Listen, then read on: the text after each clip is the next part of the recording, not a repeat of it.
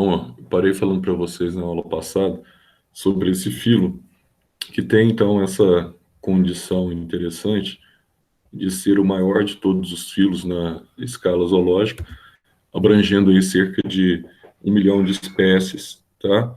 Entre os indivíduos que compõem o filo dos artrópodes. Então, assim, você tem aqui uma grande importância para esse filo, em se tratando das provas da Unifenas, porque aqui nós temos os mecanismos de transmissão das viroses, tá?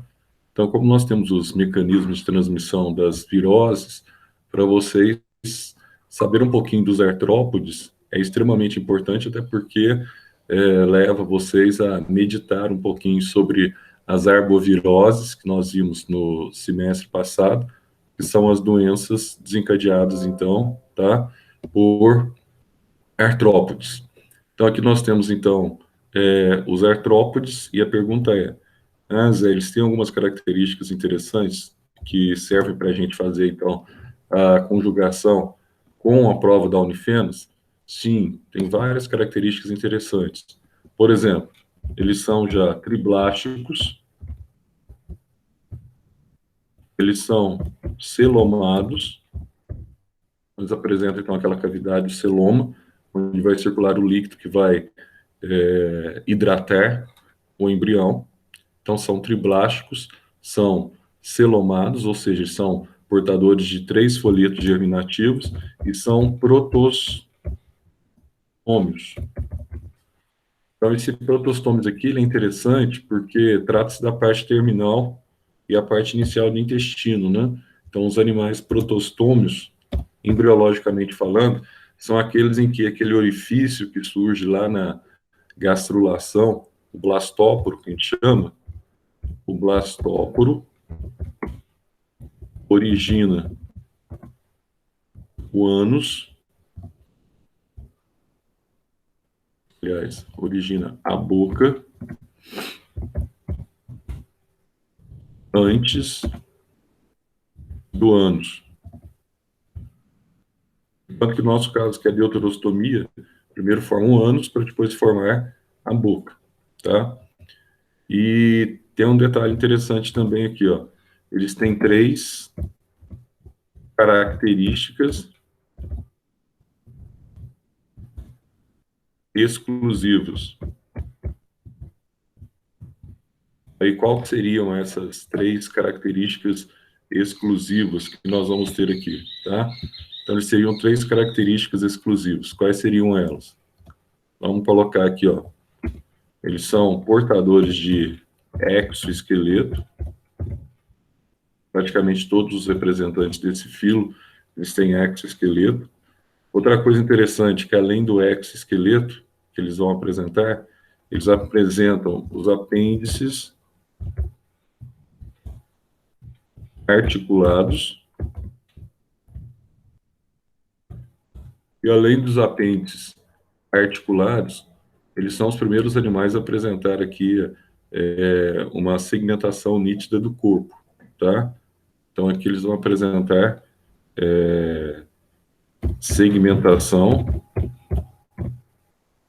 segmentação corpórea,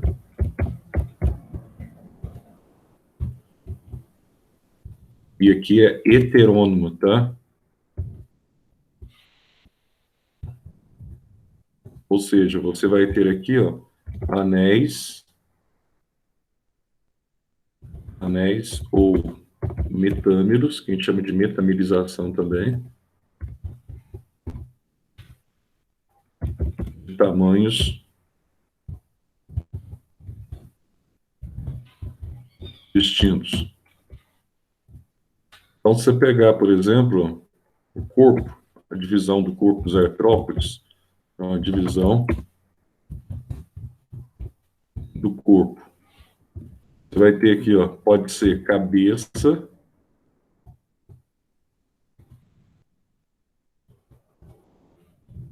tórax e abdômen. É uma divisão corpórea. No caso, por exemplo, dos insetos, tá? Você pode ter aqui, ó, cefalotórax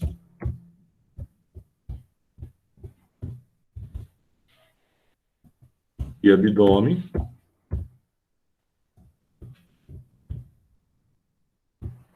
Você pode ter aqui, ó, cabeça mais tórax longo. Quem que apresenta essas divisões corpóreas aí, ó? Então depende do tipo que você estiver trabalhando, tá? Cabeça, tórax e abdômen, no caso aqui dos insetos, cefalotórax mais abdômen, no caso aqui do camarão, por exemplo, e a cabeça e o tórax longo, no caso, por exemplo, dos diplópodes e dos quilópodes. Aí nós vamos ter aqui, ó, quais seriam os principais representantes dos artrópodes. Então aqui nós vamos ter um representante, inclusive, que a gente vai destacar bastante. Então aqui você tem, ó, os insetos, a gente vai destacar bastante, inclusive pela própria capacidade dele de transmissibilidade, né? Os insetos, os crustáceos, os aracnídeos. Além dos aracnídeos, a gente tem aqui, então, os miriápodes, que são divididos em dois grupos, né? A gente vai ter aqui os quilópodes. Esses quilópodes aqui, ó, você vai lembrar da centopeia, o miriápode. E aqui nós vamos ter os diplópodes. Esses diplópodes aqui você tem os emboás, que são conhecidos também como piolho de cobra.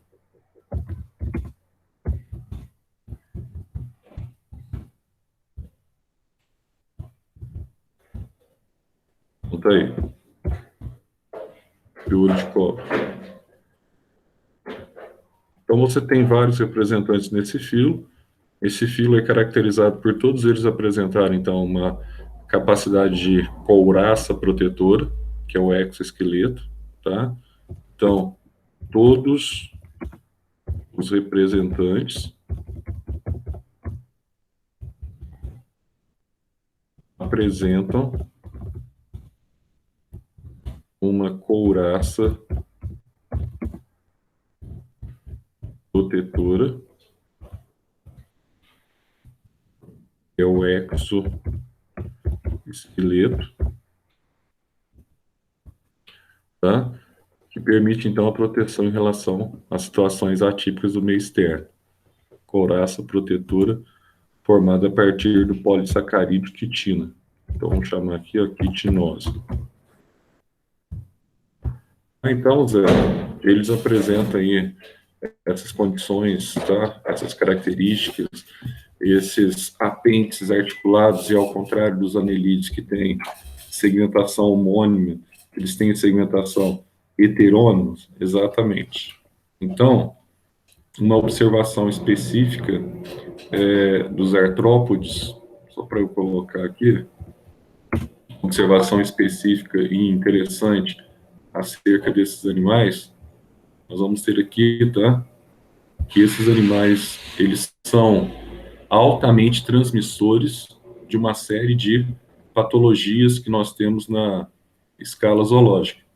Aí você falou assim, mas quais seriam essas patologias?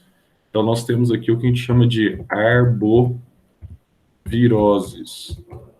Aí você toma cuidado aqui com essas arboviroses, e quando nós falamos em arbovirose, nós vamos ter aqui, ó, doenças transmitidas por insetos. E entre esses insetos, nós temos os artrópodes, tá? Então, doenças transmitidas por insetos. Então, você vai ter aqui algumas arboviroses bastante importantes que utilizam um inseto como veículo de transmissão. Então, qual seria aqui algumas, vamos colocar aqui, ó, algumas viroses que utilizam os insetos como vetores ou veículos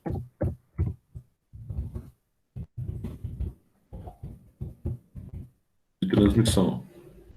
Ô Zé, deixa eu só te perguntar um negócio aqui da matéria passada. O que não vai cair é fotossíntese que você disse? Quem disse que não vai cair fotossíntese? Marcelo? Não, tem um que você falou que não vai cair daquela parte de respiração celular, que eu não sei, não lembro o que que é. Mas eu não falei nada de fotossíntese, não. Não é fotossíntese, não? Não, essa parte aí é metabolismo celular, né? Então, Isso. metabolismo autótrofo e metabolismo heterótrofo. Isso aí é normal. Então, aquela fase cíclica e acíclica cai normal, né? É normal. Aliás, vocês tiveram até as aulas sobre isso, etc. A gente vai ter. Então, é porque teve uma parte que você falou, não, essa parte não vai cair, não. Na aula passada? Não, nas Ah, aulas, nas aulas passadas. Ah, entendi. não é aquele negócio de fermentações, não, né? Não, a fermentação que cai mais. Por respiração aeróbia, anaeróbia, é o que mais cai. Ué, então eu não sei, porque cadeia respiratória também, né? É, isso aí tá dentro da respiração, tudo, né? Ah, então não deve ter nada, não. Eu devo estar confundindo, meu. Tá, Tem muita obrigada. informação, né? Aí você tem assim, ó, como é que é feito, então, ó, a transmissão, tá? São veículos de transmissão de quais doenças que nós estudamos aí que são importantes. Aí eu pergunto para vocês assim, está relacionado ou não com o arenavírus? O arenavírus é uma arbovirose ou não? É, Tem certeza, Marcelo? eu acho que eu tenho. O arenavírus é arbovirose. O arenavírus é transmitido por artrópodes ou por mamíferos, né? Isso aí é uma pegadinha, né? Bem Uai, sutil. pelo flavivírus. Tá, mas quem que transmite? Quem que é o vetor de transmissão do arenavírus? Arenavírus. A gente É tem, o, por exemplo, é o dengue, mosquito. do arenavírus, é o xixi do rato. Olha só, xixi do rato, né? Do arenavírus. Obrigada. Então, aí é um mamífero, né? Então tem que tomar cuidado com esses detalhes aí, tá? Então, o arenavírus não é uma arbovirose, não é transmitido por mosquito. Então, quem que é transmitido pelos mosquitos que nós estudamos? Nós temos a dengue, a febre amarela, tá?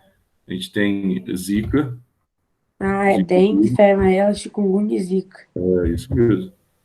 Chikungunya,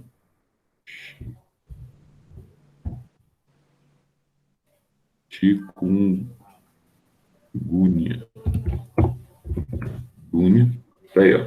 São as principais arboviroses que nós estudamos. Essas são especificamente transmitidas aí por insetos, tá? Os Então vetores. não é do flavivírus, o arena, não, né? Não. O arenavírus é arenavírus que chama. Flavivírus é o que provoca dengue, febre amarela, zika e Ah, tá. chikungunya, tá? E lá é arenavírus mesmo que ele chama, Uhum. o nome do vírus. Então, olha só, tem que saber bastante sobre isso, né? Sobre esses artrópodes aí que apresentam essa transmissibilidade. E na maioria deles, só uma observação aqui, ó, está relacionado aos pernilongos, né? Então, ó, na maioria, a transmissão é feita principalmente pelos mosquitos ou pernilongos. Então, os pernilongos ou os mosquitos, diferente das moscas, né? Também são, ó, díceros. Eles apresentam aqui duas antenas, tá? São, falando isso, será que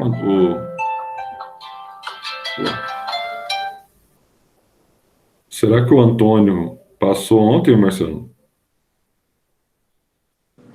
O Zé, eu não vi a lista de BH. Deixa eu ver agora. Deixa eu ver se ele passou. Deixa eu ver um negócio que a Beth aqui tá mandando um negócio aqui. Deixa eu ver, Vasco. Ô Zé, depois você vai mandar essa gravação lá, né? Deixa eu ver aqui, a Beth tá me perguntando um detalhe aqui. Eu tô mandando todas as gravações lá. Senhor Vinícius. Já tá tudo no canal já, o Vinícius. Não, tem no grupo também. Mandei no grupo também. Beleza. Tá me mandando aqui, pô. Não, o Antônio não passou ainda não. Antônio não ainda? Ele tá em quanto? Eu não sei também. Você falou que podia ser chamado, o irmão dele falou aquele dia. Podia. Não, ele não foi ainda não. Tá em 331 ainda. Mas ontem, então, BH não. Ainda não Saiu. rodou, não. Ah, tá. Então ontem foi só aqui, então. Aqui chegou Foi. 180, né? Aqui tá em 180. Hum. Deixa eu ver onde que o Antônio tá. Guapé. Às vezes tá aqui em Alfenas, meus endereços dele, viu? Ah, às vezes tá em Alfenas, né? Pode ser. Tá em 331 que eu falei, né? É. Olha lá. Ele tá em... Nossa, mas ele não achou o nome do Antônio perto, não. Às vezes ele tá com muita. Como é que fala? Ele tá sendo. Ué, Tá com muita empolgação, às vezes. Tá muito longe, às vezes também, né? Vai saber. é Antônio Henrique, não é? É. Aqui, Antônio Henrique. É 353. Ah, vamos chamar ele então. Próxima Vai vez que chamar. rodar, então vai chamar então. Vai. Belo Vamos Horizonte, saber. certeza que chama.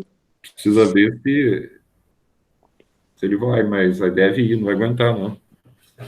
Ah, deve ir, ué, não é possível que ele não vai. Não, ainda mais a situação dele que não fez Enem, essas coisas tudo aí, não dá.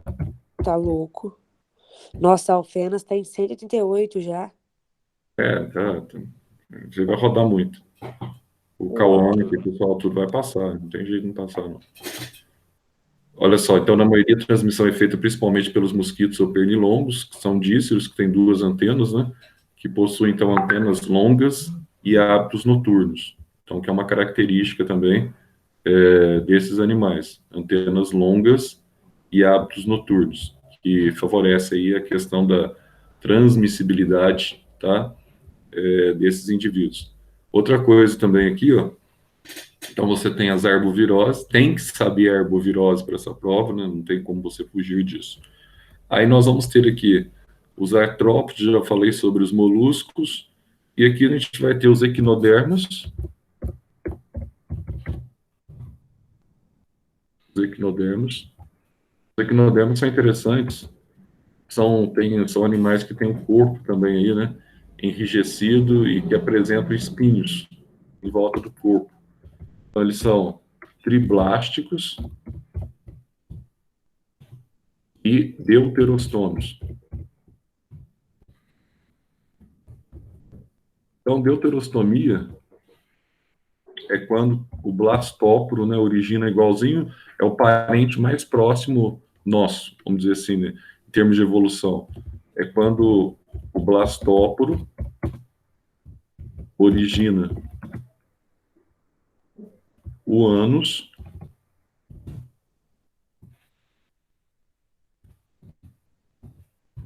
antes da boca. Então, origina o ânus antes da boca. Aí, tá? Então, é o parente mais próximo dos cordados. Vou colocar assim, ó. Parente mais próximo dos cordados. Aí, tá? É o que está mais próximo da gente aí. Então, o blastóporo origina o ânus antes da boca, é os que estão mais próximos dos cordados. Aí você fala assim, Zé, esses animais são importantes por quê? Porque eles são animais extremamente primitivos, mas eles têm um sistema ambulacrário interessante, né? Apresentam um sistema locomotor ou hidrovascular, ou ainda ambulacrário,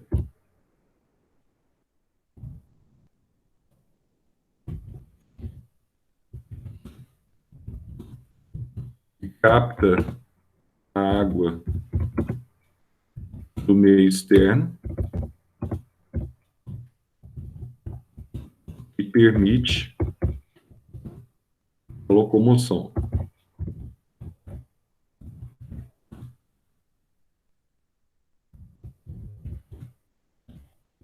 Esses animais. Então, a água entra através da placa madrepórica, circula no corpo e eles movimentam. Então, aqui, esse aqui é mais tranquilo. A maioria apresenta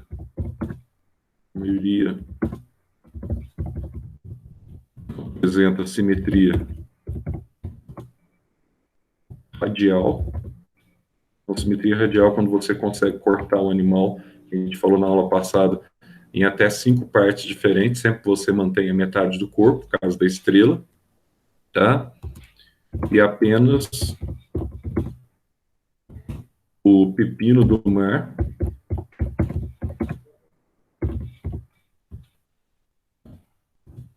a gente chama de holoturoide, ou loturoides, que apresenta simetria, que possui simetria bilateral.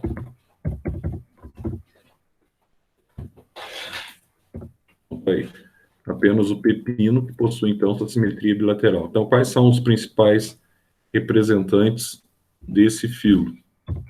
Aqui a gente vai ter, ó, os principais exemplos que nós temos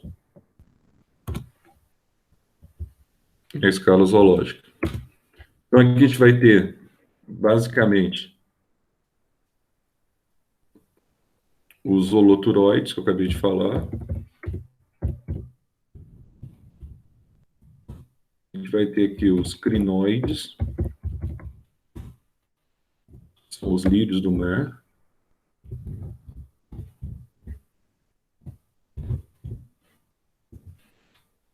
Ah, Zé, foi o ciclo de Calvin que você falou que não ia cair. Não vai cair em detalhe, mas vai cair a fase escura da fotossíntese, né? Em comparação com a da respiração. Não vai cair em detalhes, mas a fase escura, a fase clara, fotossistema 1 e fotossistema 2 caem. Tá, mas o ciclo de Calvin em si, não.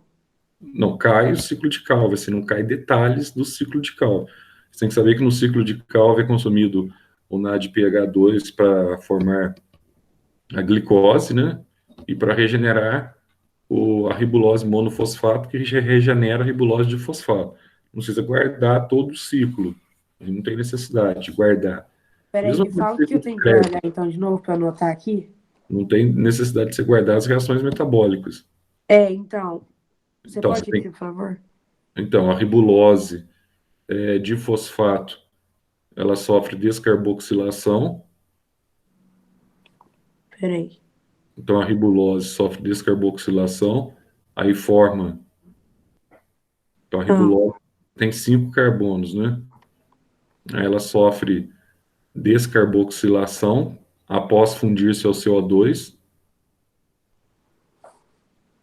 Aham. e forma 2 compostos intermediários com 3 carbonos. Forma quantos? Quantos? 2 compostos intermediários, Ah, 2 compostos intermediários com 3 carbonos, que é o PGA, que é o ácido fosfoglicérico. PGA. Aham.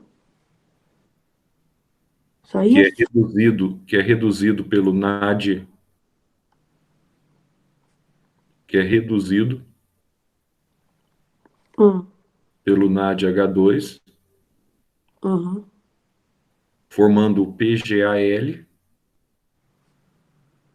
2-PGAL, Aham. que pode originar a glicose ou regenerar a ribulose. Esse é o resumo. Originar a glicose. ou regenerar a ribulose. Beleza, então é isso que eu preciso saber, né? Esse é o basiquinho, né? Tá. Tá bom, nossa, já me adiantou muito, Zé. Obrigada. Então aqui você vai ter também, ó, as estrelas do mar, que são os asteroides, tá? Você vai ter aqui os ofiuroides. Esses ofiuroides aqui são os ouriços do mar. E nós vamos ter aqui, ó, além dos ouriços do mar, a gente vai ter aqui as serpentes, tá? Do mar. Então você tem aqui, ó, serpentes. Eu coloquei errado aqui. Ofiuroides são as serpentes. Fiuros do mar. E aqui a gente vai ter os equinoides, aí sim. E os equinoides. Esses sim são os ouriços do mar.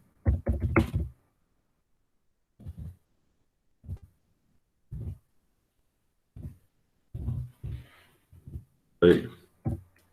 Então são animais extremamente primitivos, mas que apresentam um parentesco com a gente, tá? Por causa da deuterostomia e por causa da embriologia comparada. E finalmente aqui, ó, nós vamos ter aqui os cordados, tá? Esses cordados aqui, você tem aqui os protocordados, que são os que a gente chama de acraniatas, que não tem nem crânio e nem coluna vertebral.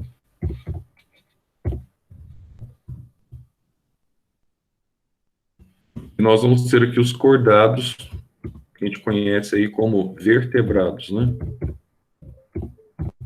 Que é o nosso caso. Aí que já tem toda a estrutura corpórea aí, ó, preparada, tá? Para a coluna vertebral. Então são os vertebrados.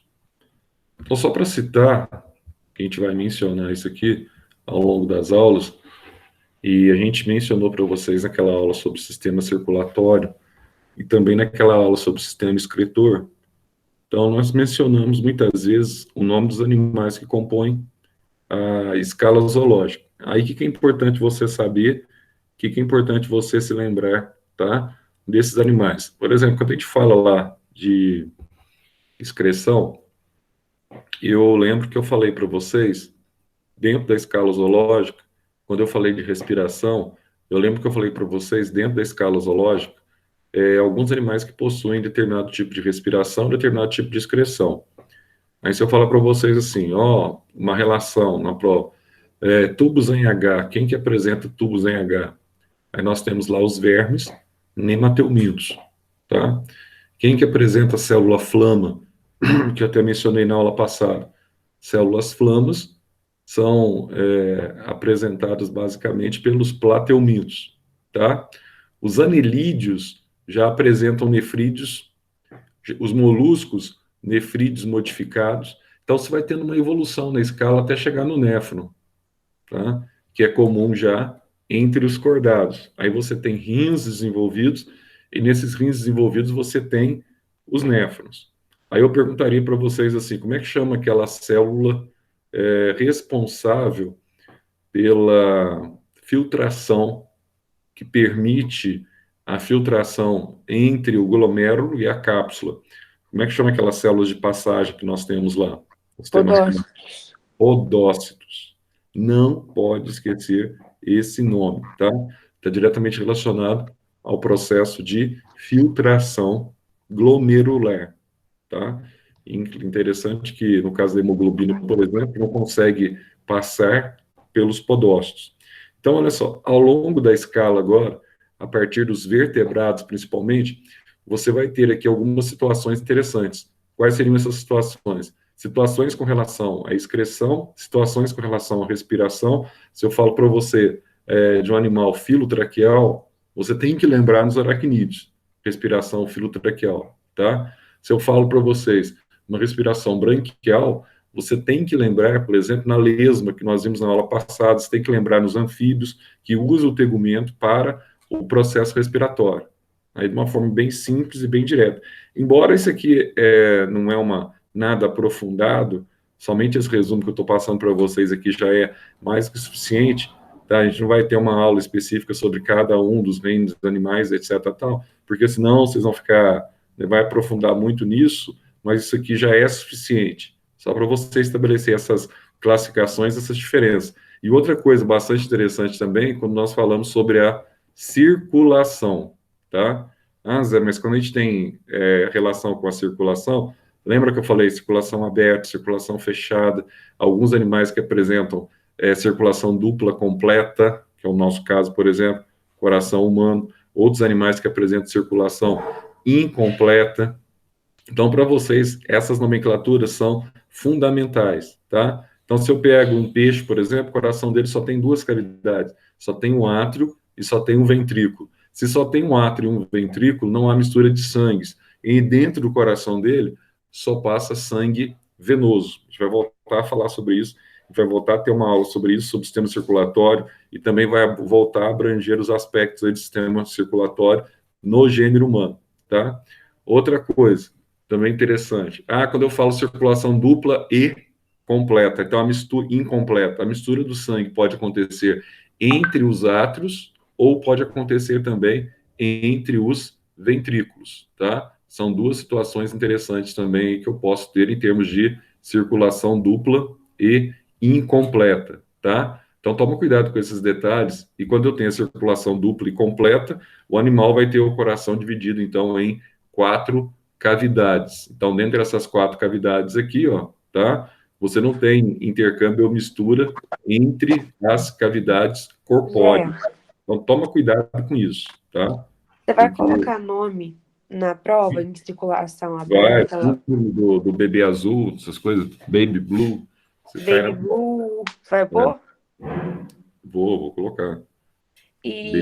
Mas, tipo assim, você vai colocar, por exemplo, moluscos e artrópodos. Eles participam da circulação aberta e lacunar. Você vai citar isso, tipo? Bem simplesinho, assim mesmo. Tá.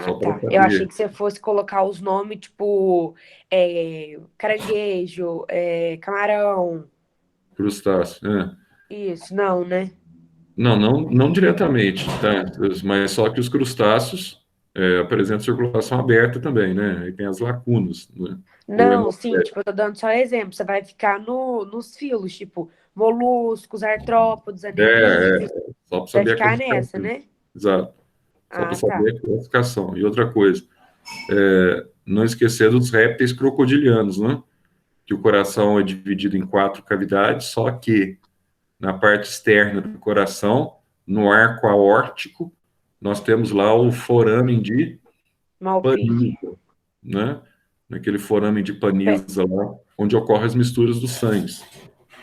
Peraí, é os répteis não crocodilianos? Não crocodilianos, a circulação, o sangue se mistura dentro do coração entre os ventrículos. Os não crocodilianos, por exemplo, tartaruga, né? Aí répteis e anfíbios nesse caso. Isso, répteis e anfíbios, a circulação normalmente mistura dentro do coração, exceto os crocodilianos. Os crocodilianos não têm mistura de sangue dentro do coração, venoso com arterial. A mistura ocorre fora do coração, na região que a gente chama de arco aórtico, onde ocorre a mistura dos dois sangues. Tá? Nossa, eu não anotei esse. Então mas a gente vai voltar nessa aula. Que é o forâmen de Paniza. É o orifíciozinho que eles têm ali, ó, que permite a mistura dos dois sangues ali, tá? Tanto venoso quanto arterial. Então, a mistura não ocorre dentro do coração, mas ela ocorre dentro do coração. A gente vai voltar a falar sobre essa questão do arco aórtico e forâmen de Paniza, com Z mesmo, forâmen de Paniza.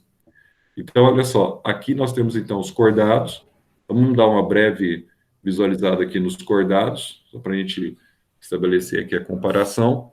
Então, entre os protocordados aqui, ó, os acraniatas, nós vamos ter aqui, ó, aqueles que são desprovidos sem crânio e sem vértebra, sem coluna vertebral. Só para a gente fazer a classificação aqui bem rapidinho, vou ter aqui alguns animais, né? Por exemplo, eu vou ter aqui os cefalocordados. Esses daqui, ó, você vai ter aqui o famoso anfioxo, que é muito utilizado aí na embriologia, para a gente estudar aí as fases da embriogênese, tá? Então, você vai ter aqui o anfioxo, você vai ter aqui os urocordados, tá? E você vai ter aqui os hemicordados.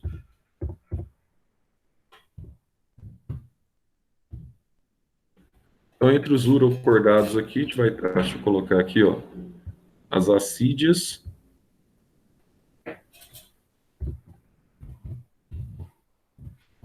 são animais que vivem fixo no mar. E entre os hemicordados aqui, ó, a gente vai ter aqui o balanoglossus.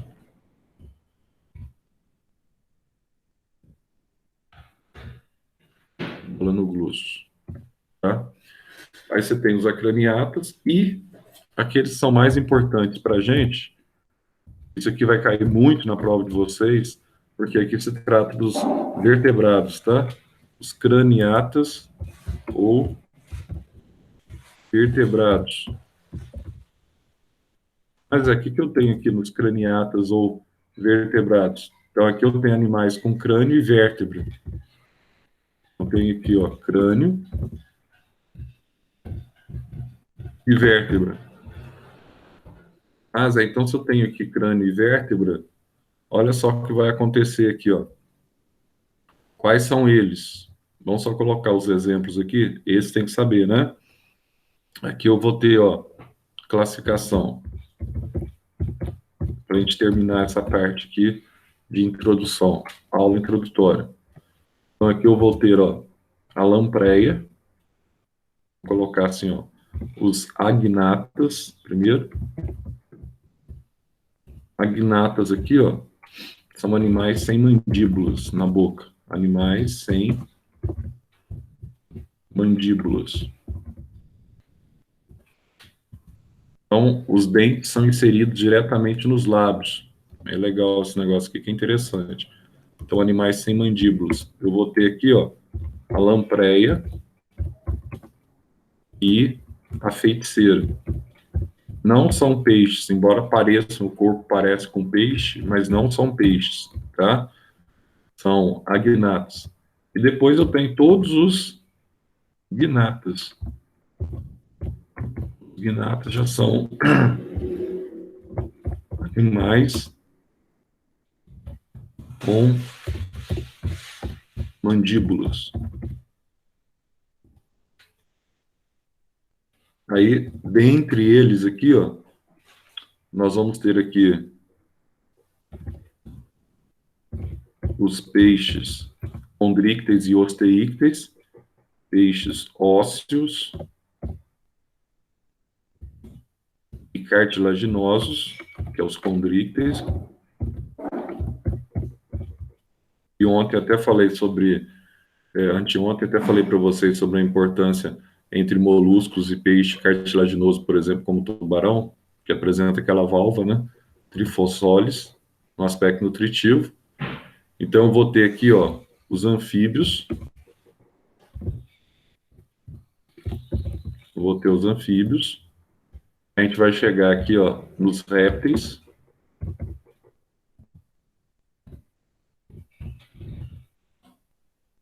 Eu vou ter aqui as aves.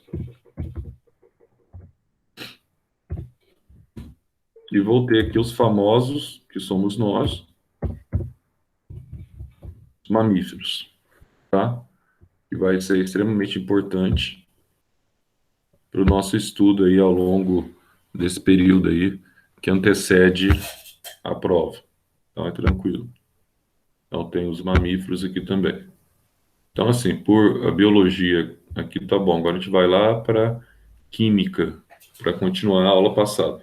Falando nisso, ontem parece que acho que o Marcelo França ia voltar no cursinho. Aí teve uma menina que entrou, Bruna, parece. Acho que o Ivan que adicionou a Bruna. Já chegou a assistir aula já, Marcelo? Tá faltando também Pois aqui é. aquela menina, uma menina Bruna. Eu tava com Deus te amo. A Bruna entrou, né? Acho que ela é casada. Não, eu vi uma menina que o Ivan adicionou ontem, não foi? Então, é ela mesmo. Tem uma filhinha na foto. Eu não vi esse detalhe. Mas ela já assistiu aula ou não assistiu? Não, ainda não assistiu a aula, não. O Marcelo França também disse que O ia voltar. Marcelo também não assistiu a aula ainda, não. Ele não tá no grupo, não. Então, ele disse que ia voltar. E tinha mais quem que estava no grupo aí? Parece que o Jorge também vai voltar. O Jorge Antônio. Jorge É. Antônio. O Jorge tá. O E Jorge espera daqui um mês para ele voltar. O Jorge é meio. o coisa que falou. O Ivan que falou que o É, Jorge e o Jacó iam voltar. o Jacó já está aqui, ó. É, o Jacó tá aqui já. O, o outro também que. Jacó, quem mais? Marcelo. Aquele Henrique também lá que sumiu também, não sei, talvez ele. Uai, então, aquele Henrique lá e o João Paulo Gonzaga também tava firme. É o João Paulo lá de Campos Gerais, de Boa Esperança, Campos Gerais. Então, ele tava firme. O João Paulo, ele tá vendo ainda se ele vai voltar, porque parece que ele comentou uma coisa de casamento, pá, sei lá, que só dava pra ele fazer, tipo, o semestre passado, um negócio assim. Ah, certo, ele vai casar. Vai casar agora? O Parece João que sim. Paulo é fera, hein? Vai casar na pandemia. Esse Ah, aí. eu queria casar também. Esse é mais motivado que a Marcela, viu? Casar em pandemia. Ai, Zé. Não, você não vai casar, não, Marcela. Aliás, você vai casar um dia, né? Daqui Mas 6 anos, depois que passar na medicina. até lá você já tá com um monte, já passou um monte de namorado, etc. Tal, daqui 6 anos. Zé, não passou. Eu vou casar com o Gabriel. Tá bom. Calma, Marcelo. Você tem 17, você já fez 18, Marcelo? Já, acabei de Hum, fazer 18. tá bom. Você vai casar com o Gabriel. Fala isso pra Marina, Para, tua irmã. Zé. Tá? Fala isso pra Marina, tua irmã, né, que você vai. Ah, Nossa, cadê? ai, você tá conversando com um rapaz de 33 anos, Zé. Mas até que a Marina tá com quantos? 20? Um senhor, 23. E a Marina tem 23 só. Esse detalhe, Tem. Eu 10 tô anos. zoando ela pra caralho. 10 anos mais velho que ela. 10. Pelo amor de Deus. O Marcelo e a Giovana, cadê a Giovana? A Giovana deve estar colocando ponto de autoescola, certeza. Hum, Ela tá e, terminando a autoescola dela, coitada. Aí ela tá meio corrida com esses negócios. Ela achou que ia acabar antes. e a Brena aqui, ó. A A Brena Brena. tá, a Maria Fernanda tá. O Então, Antônio que sumiu hoje. o Antônio sumiu. E a Brena, parece que vai. A Brena, se Deus quiser, vai dar certo lá, vai ser Vai chamada. passar, se Deus quiser. E a Maria Fernanda? A Maria Fernanda também não deve estar longe também, não. Esse negócio vai Maria voltar. Fernanda, enquanto que você ficou? Eu Esse fiquei negócio. em 552, gente. Pra quem quer saber. A Maria Fernanda às vezes vai ser chamada também. A Ih, Maria Maria Fernanda ficou em Fernanda. 314. Maria Fernanda, você vai tem ótima chance de ser chamada. Eu também acho, gente. 314, já rodou em duas rodagens do nada, já rodou 180, 180. Também acho. Vai aqui, já de cara aqui, ó, talvez direto, Maria Fernanda e Brenda, dos que estão aqui. Aí já 500, aí já não sei, mas porque aí Não, mas é se a meio. Maria Fernanda passar, o Antônio passa antes, né? Tem o Antônio, isso aqui já de cara vai Maria Fernanda, Brena E e Antônio. vai o Antônio também. Aí vai sobrar eu, a Giovana, o Jacó e só. Aí tem o Jorge, aí vem a turma, aí eles começam a animar. Semana que vem começa a entrar, entendeu?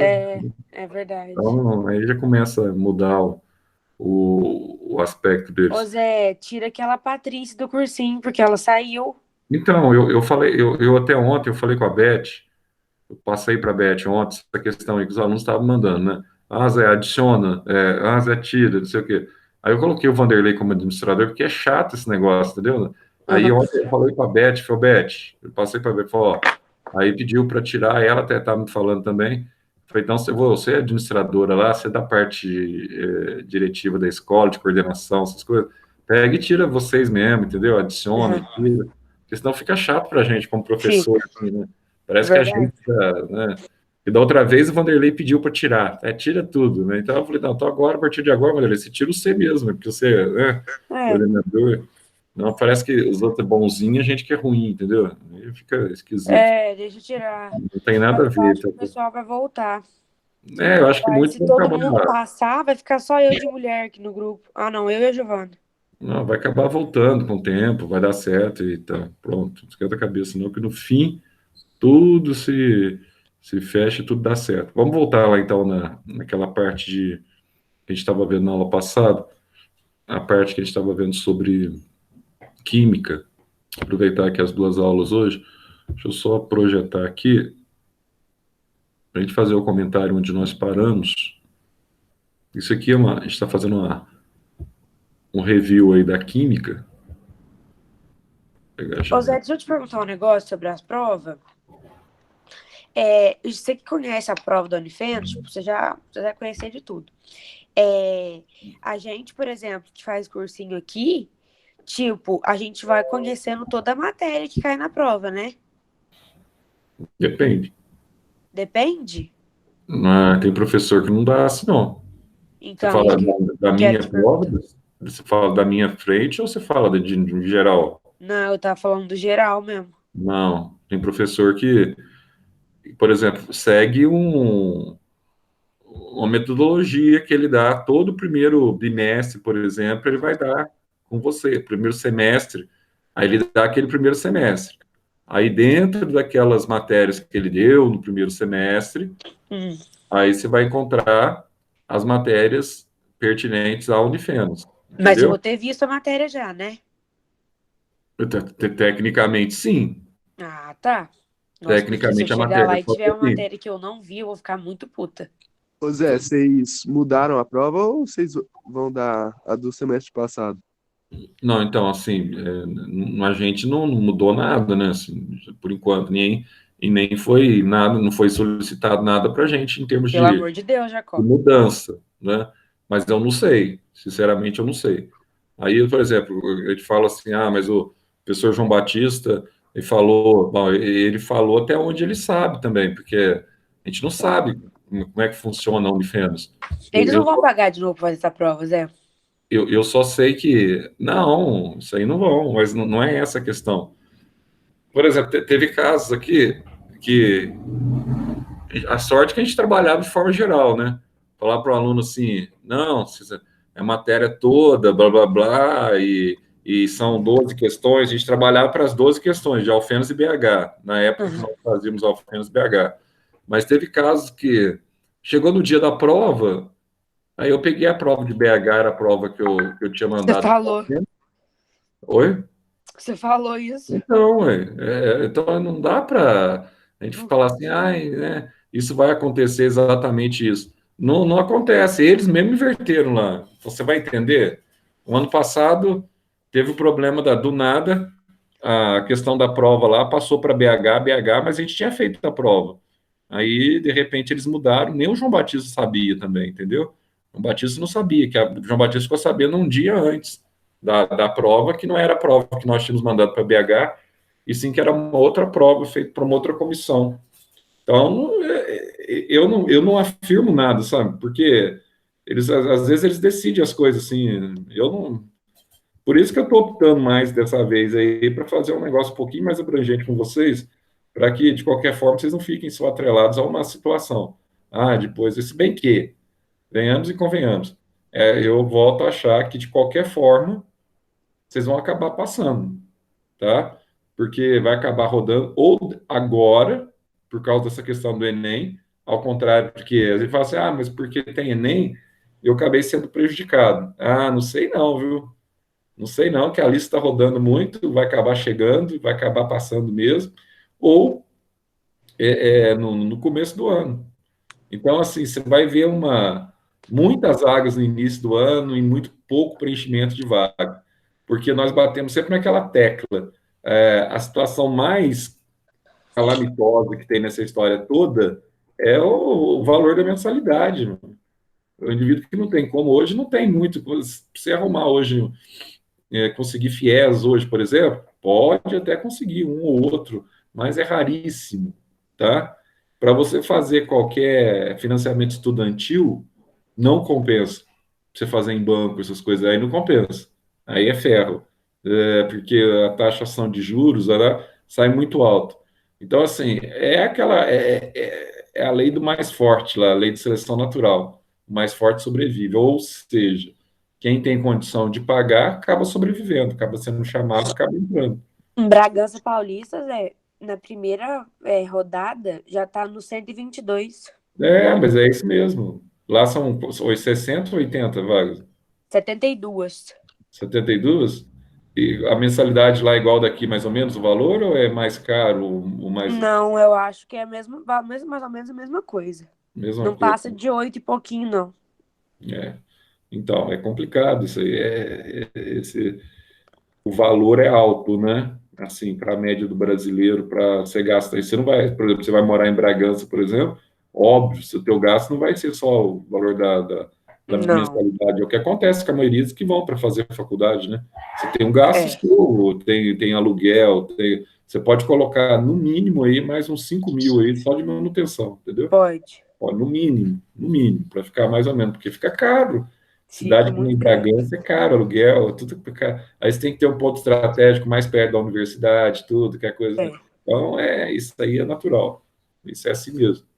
Então, é a lei da oferta e da procura, só que aí você acaba tendo pouca procura e muita oferta, tecnicamente falando. Eu digo por aqueles que realmente têm condição. Aí tem aqueles que entram no peito, né? Ah, vamos tentar que vai dar, né?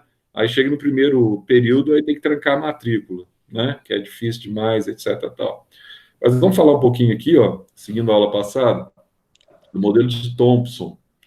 Então, esses detalhes que eu falei para vocês, principalmente o estilo de exercício que nós vamos ver nessa aula, tá? Vai ser bastante interessante.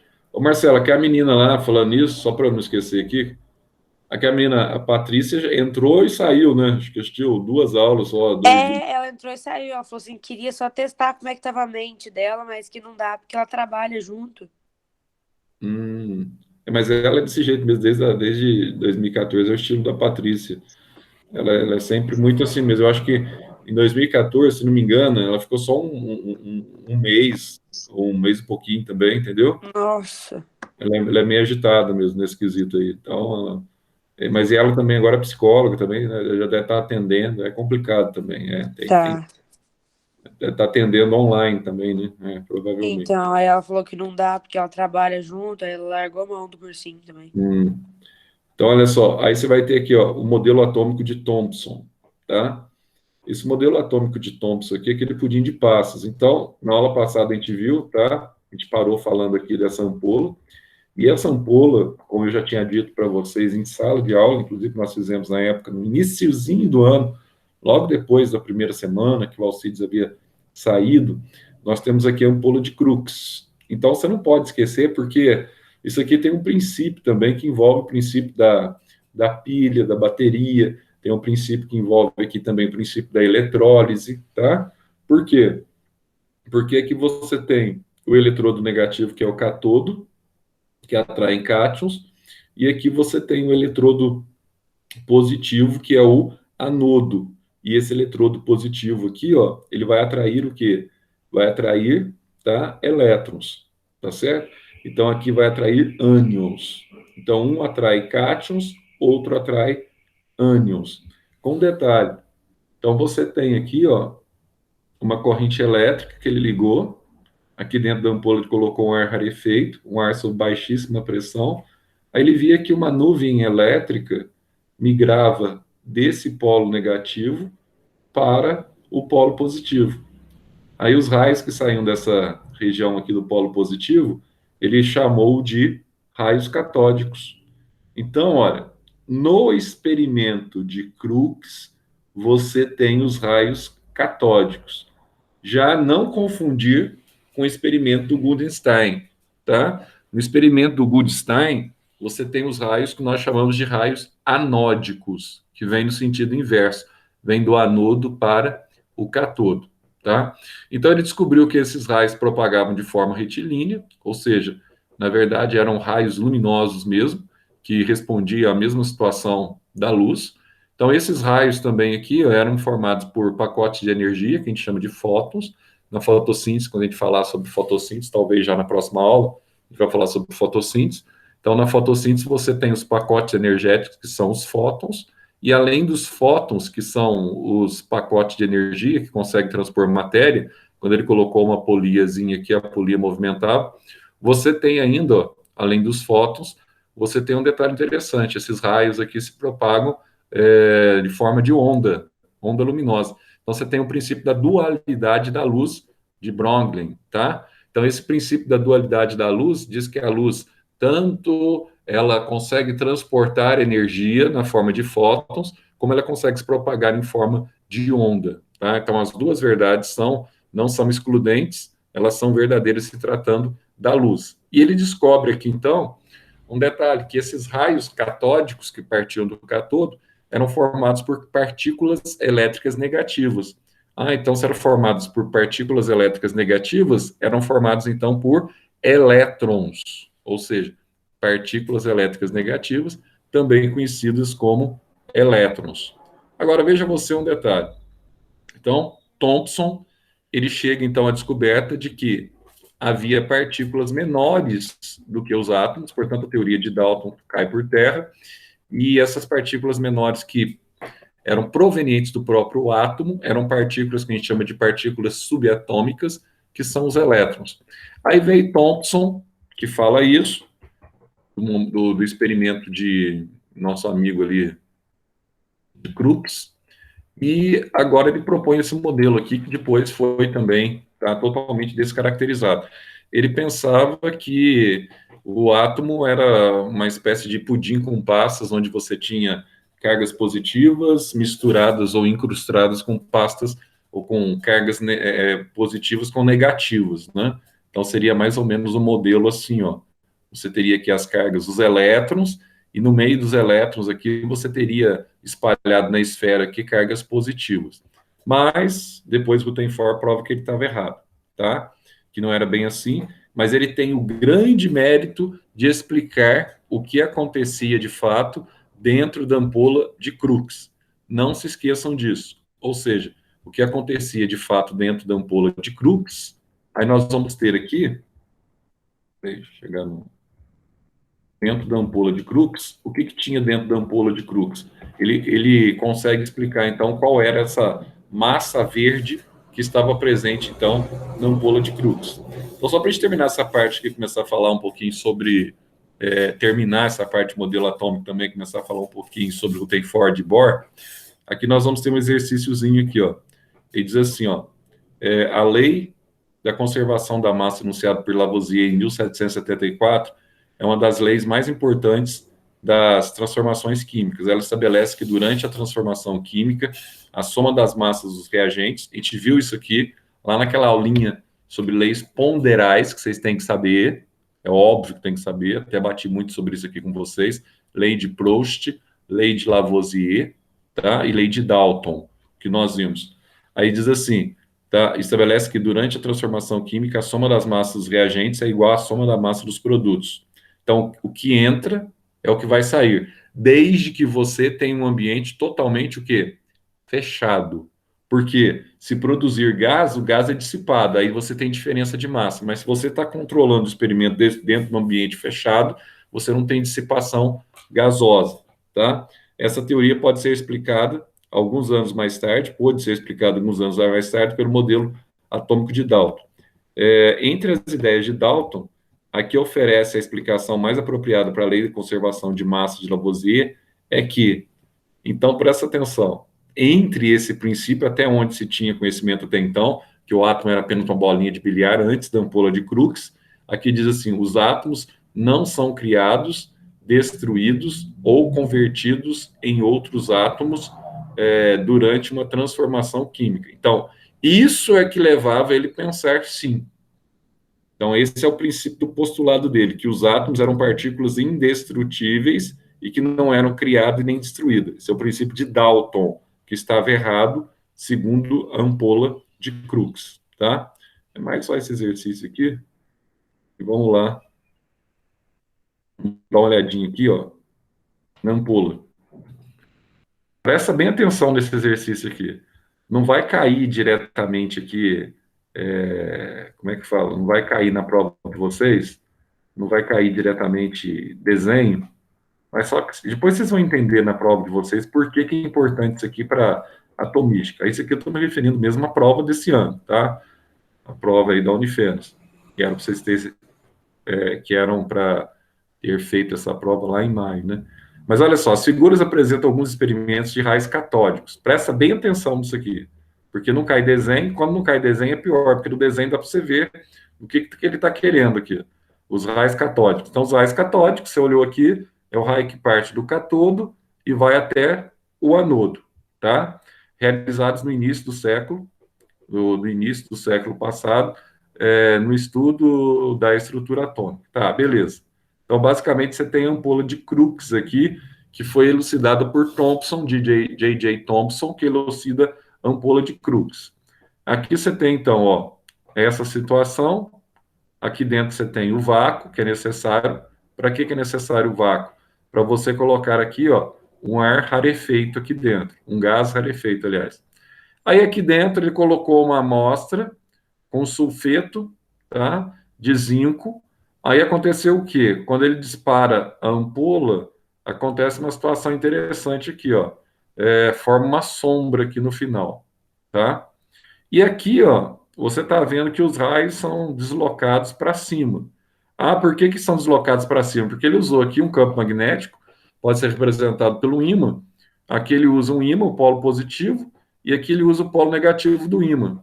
Ah, então, Zé, então essa distorção, esse deslocamento do campo magnético para cima é atraído? Sim, ele foi atraído.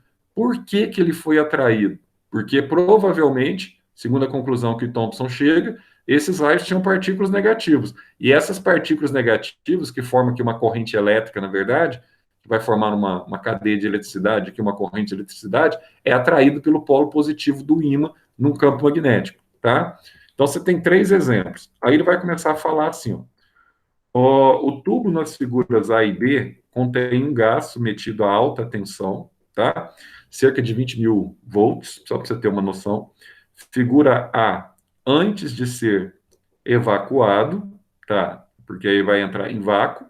Aí figura B, a baixas pressões, quando se reduz a pressão, há surgimento de uma incandescência, que é a luz esverdeada, está aqui, ó, a incandescência, cuja cor depende do gás no tubo. E na figura C, apresenta a deflexão dos raios catódicos em um campo elétrico. Então, na figura C, você tem aqui os raios catódicos sendo atraídos ou sendo repelidos, quando são da mesma carga, pelo campo elétrico aqui do ímã, que pode ser um ímã, então, tanto aqui negativo o polo, quanto o polo inverso, que é o polo positivo. Aí vai dizer assim, ó, em relação aos experimentos e às teorias atômicas, analisa as seguintes afirmações. Na figura B, fica evidenciado que os raios catódicos se movimentam numa trajetória linear. Vamos olhar lá? Ó, colocou aqui sulfeto de zinco, tá? Só lembrando aqui sulfeto de zinco, qual que é a fórmula do sulfeto de zinco mesmo aí? Qual que é a fórmula que vocês têm de sulfeto de zinco? A fórmula do sal? Qual que é a fórmula do sulfeto de zinco? Não é? Só 3N? Não, é ZnS S2, né? Que é sulfeto, não é sulfato. Então é S menos 2 o sulfeto, certo? E o zinco, ó, é Zn mais 2. Aliás, é ZnS só, né? Porque o 2 desce para cá, o 2 para cá, você corta o 2 com 2. Então fica só ZnS, sulfeto de zinco. Vai ter que saber sais para a prova, vai ter que saber ácidos e vai ter que saber bases para a prova, principalmente ácidos e bases de Arrhenius, tá? Então, olha só, aqui eu tenho, então, o sulfeto de zinco, ZnS. que está acontecendo aqui? Se eu coloco ele aqui na frente, aí forma uma sombra aqui, ó. Por que forma uma sombra? Porque a luz está se propagando de forma retilínea. A luz está se propagando aqui em linha reta. Por isso que forma uma sombra atrás, tá? Então, tá aqui, ó. Fica evidenciado, então, que os raios catódicos se propagam em forma linear. Sim, está se propagando em forma linear, porque se eu coloco um anteparo na frente, forma uma sombra atrás. Então, significa que você tem um princípio de propagação retilínea da luz nesse caso. Então, a alternativa 1 aqui está correta. A alternativa 2, ele diz assim: na figura C, verifica-se que os raios catódicos apresentam carga elétrica negativa. Você olha para a figura C aqui, ó, ele está sendo atraído pelo polo positivo do campo magnético. Então, isso significa que a carga elétrica dele aqui, ó, é negativa. Ah, Zé, então é facinho. É, bem facinho. Então, isso aqui também é verdadeiro. No número 3, ele diz assim: os raios catódicos são constituídos por cargas positivas, que são prótons? Não. Os raios catódicos são constituídos por cargas negativas, que são os elétrons. Agora, cuidado, vou falar mais uma vez isso. Os raios anódicos são constituídos por cargas positivas dos prótons. Os raios anódicos do experimento de Gudenstein e não do experimento, tá, de Crookes. Beleza. Aí vai dizer assim, então tá falso aqui, ó, porque os raios catódicos são constituídos por elétrons. Aí você já tem essa apostilinha que eu passei. O Vinícius aí, ó, de Jacó, tem no grupo essa apostila, mas depois tem que compartilhar, porque o Vinícius acho que entrou depois ou não. O Vinícius acho que pegou essa apostila da aula anterior, né? Pegou sim. O Vinícius, que eu mandei lá. Química 1 e Biologia 1. Olha só, Beleza. você pegou, né, Vinícius? Não sei se você pegou, que eu mandei no dia antes da aula. Esses experimentos são aqueles desenvolvidos por Rutherford para propor sua teoria atômica, conhecido como, isso aqui não é por Rutherford, foi usado por Thomson, tá errado aqui, ó, é experimento usado por Thomson. Então, apenas a alternativa 1 e 2 aqui, que são verdadeiras, tá? Vamos ver aqui, letra C, então, ó, apenas 1 e 2, que são verdadeiros aqui, ó, letra C. E aqui, ó, um exercício bem facinho, aqui, ó, ele diz assim, ó: em 1897, J.J. Thomson determinou pela primeira vez a relação entre massa e carga do elétron, que pode ser considerado como descoberta do elétron.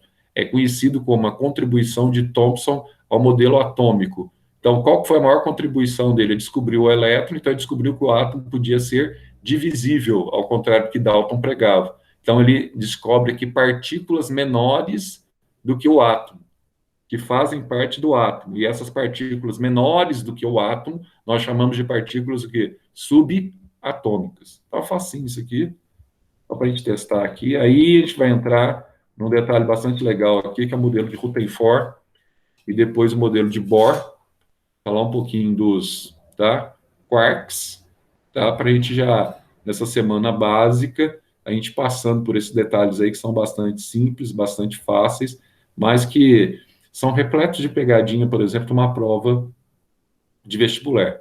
Primeiro modelo de Rutherford aqui, ó. Vamos pegar o modelo dele aqui, ó. O que ele fez? Aqui, na verdade, não está aparecendo, tá? Presta bem atenção nisso aqui, tá? Porque a partir daqui, nós vamos ter a estrutura básica do átomo que nós temos hoje. Pelo menos o modelo que nós temos hoje.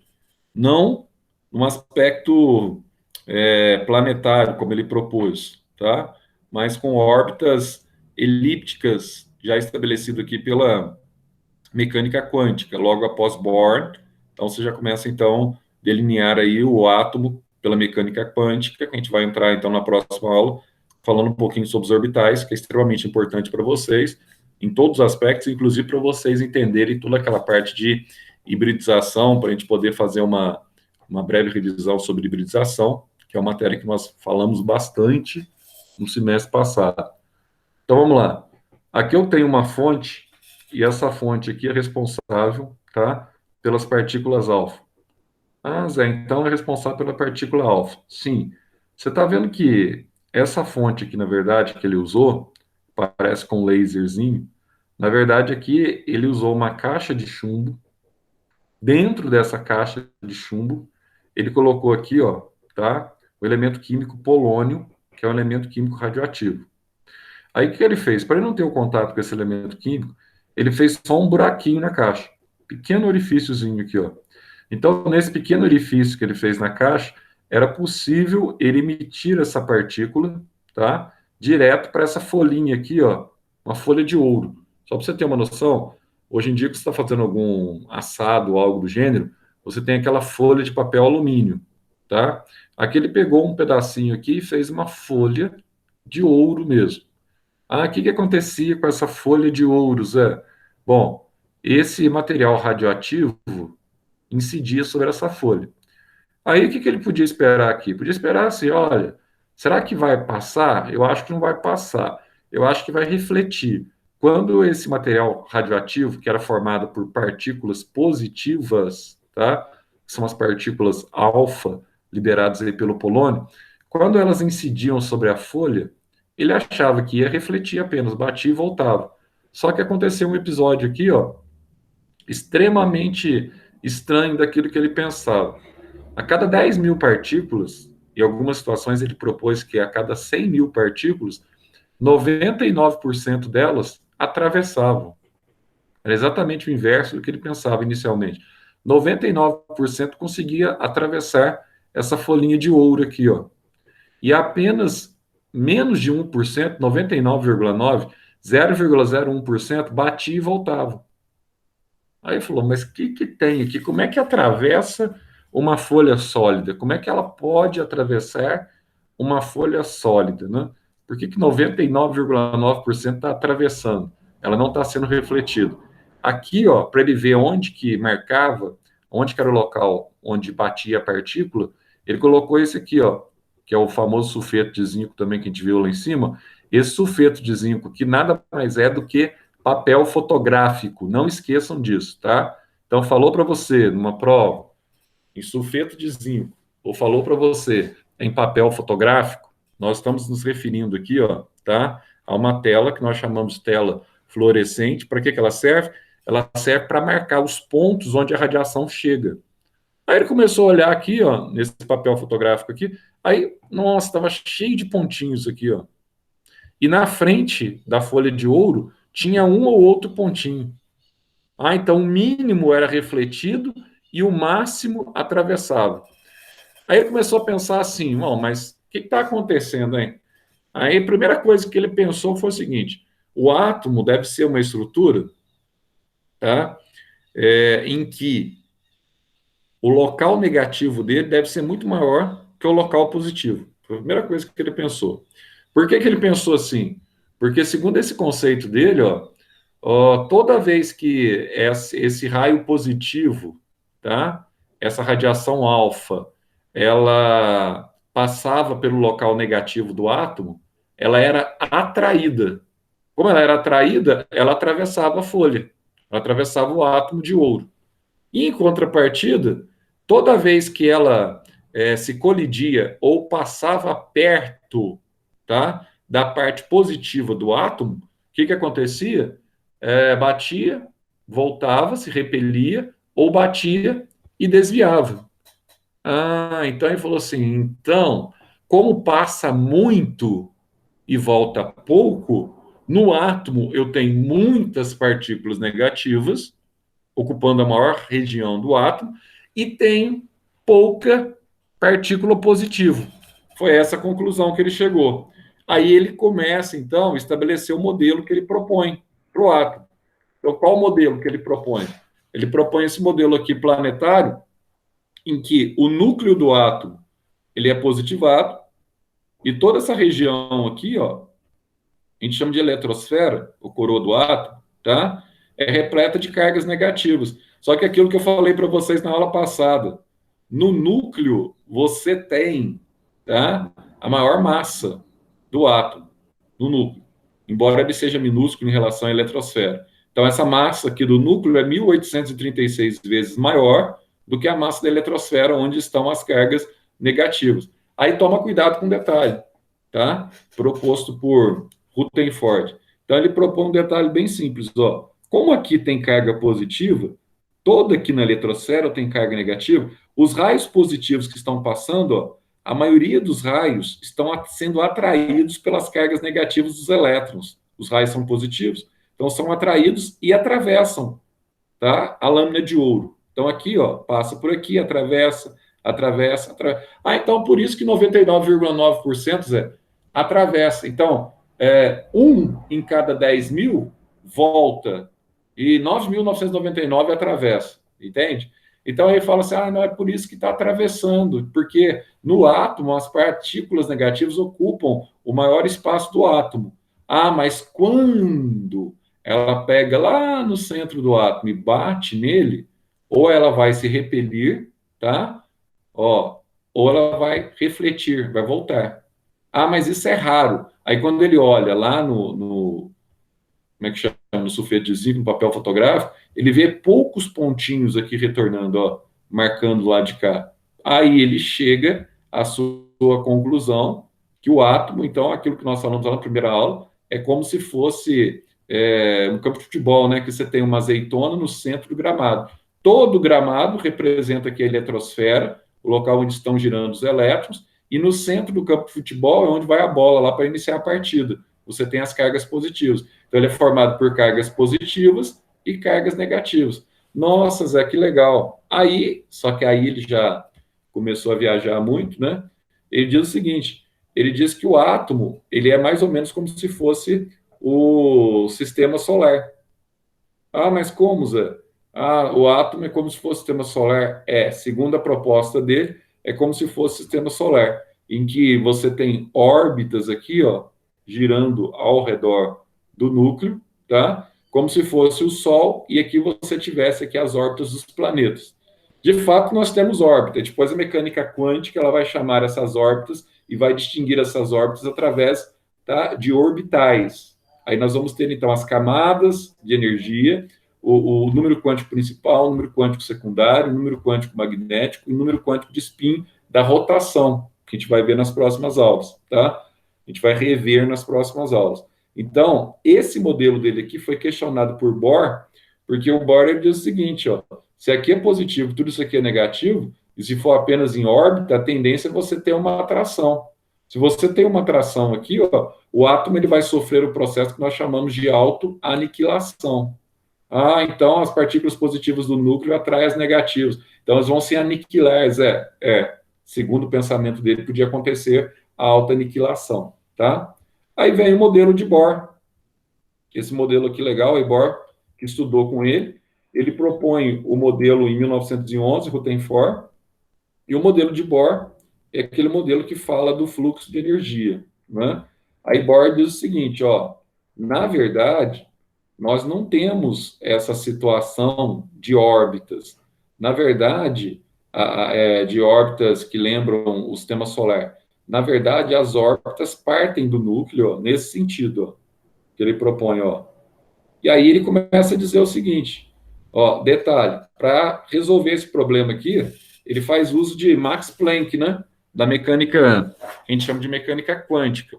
Aí diz assim, o átomo, ele não é como o Rutherford pensava, ele não responde à mecânica clássica no eletromagnetismo, que o núcleo vai atrair os elétrons. Por quê? Porque aqui nós temos uma disposição de energia, segundo o Bohr, diferente.